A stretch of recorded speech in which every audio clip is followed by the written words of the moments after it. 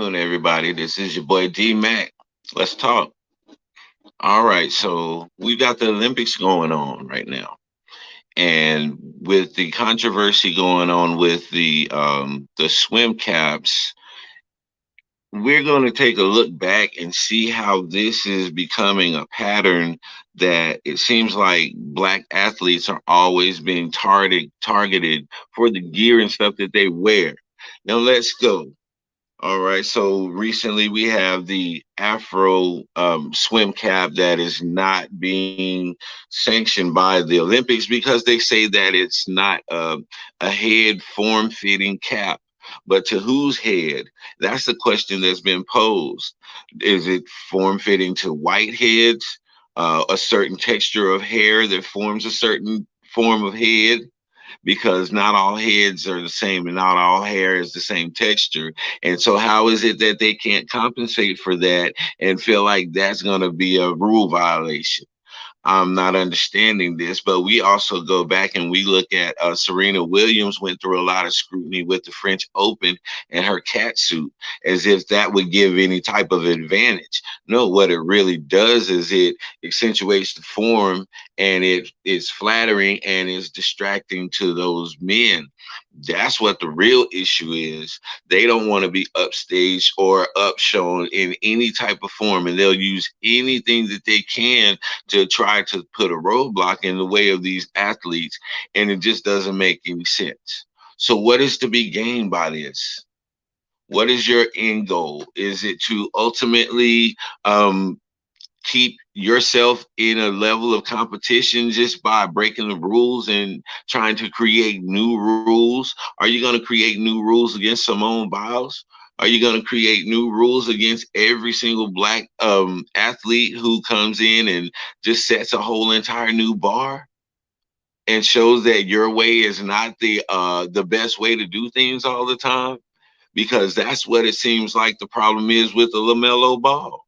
That's why he's getting all the pushback. That's why Lonzo's getting all the pushback, because they're not coming in the conventional way and they're not honoring the system.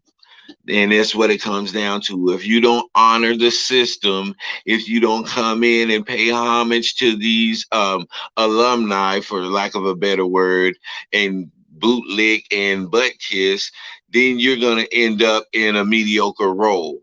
But if you come in and you play the game, as they say, like Devin Booker or Trey Young and these guys that are up and coming and are getting that okay nod from the gatekeepers, then you're going to have a struggle and you're going to have a hard time getting in different places. Because let's be honest, you can be the greatest talent in the world, but it's about who you know, how you network. That's why the AAU system is so big. And that's why it's become so prevalent in the NBA and college scene, because it gives a different route.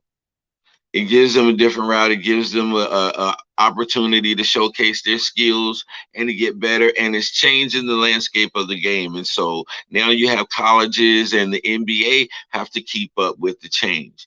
And you're going to see a change in the way that these teams are going to be running. It's coming. The evolution of basketball is here. But let's get out of that and get back to the topic that that I brought you on here for.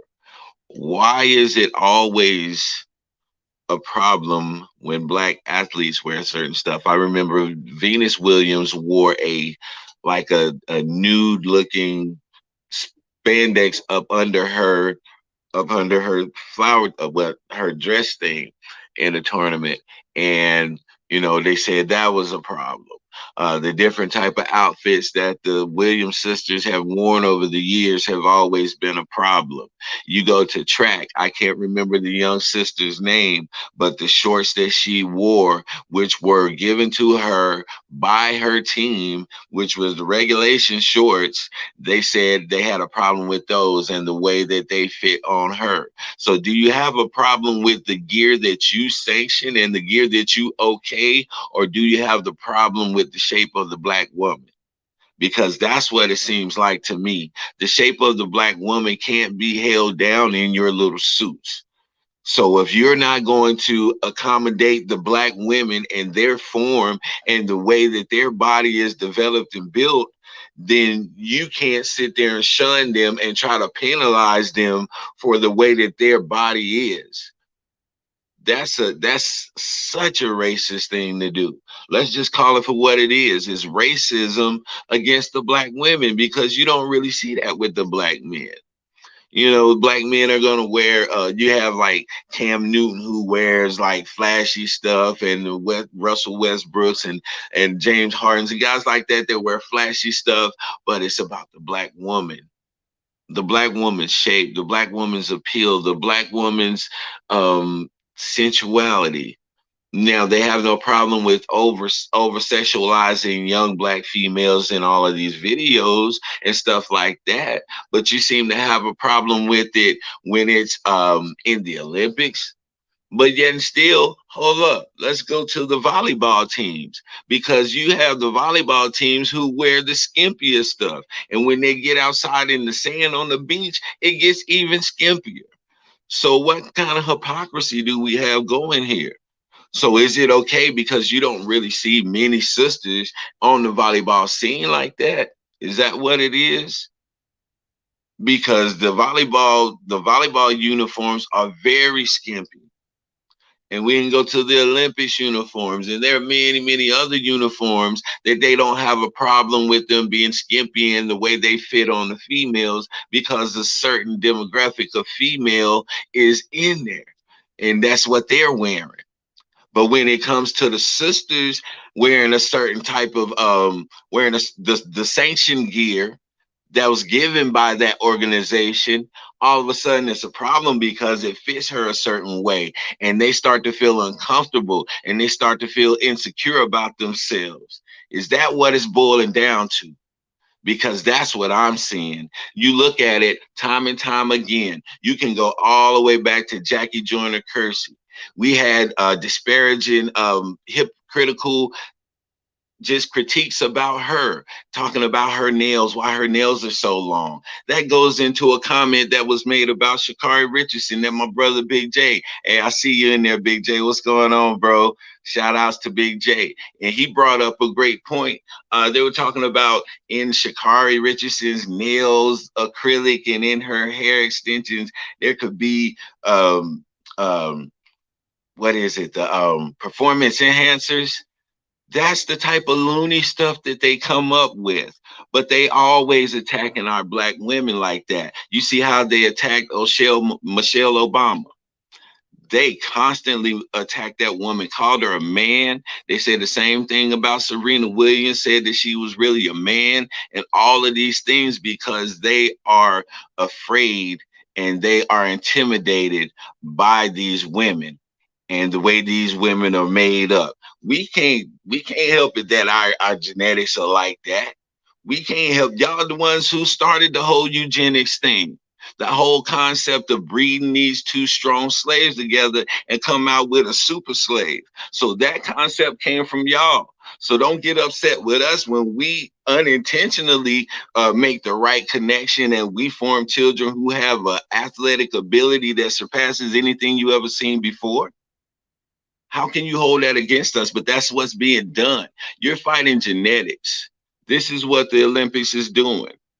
They're fighting against our genetics, and they're trying to call it rules and policies to keep things fair. So basically, what you're saying is our natural ability is unfair compared to everybody else. That's basically what you're saying by what you're doing in your rules that you're making and the way that you're trying to put roadblocks in the way of these athletes. So you can continue to do these things and we'll sit back and laugh at you and still go out and blow every record out of the water while still smiling, while still being the diplomatic people that we are. But we all know what the truth is. You can't destroy us, you can't stop us, you can't bring us down, and it bothers you to the max. But we've come to the end of that 400 years, and the tide is changing. There's a shift in the wind right now, and you have to prepare for it. And I spoke about this before. Me and Big J talk all the time about this. The world is changing.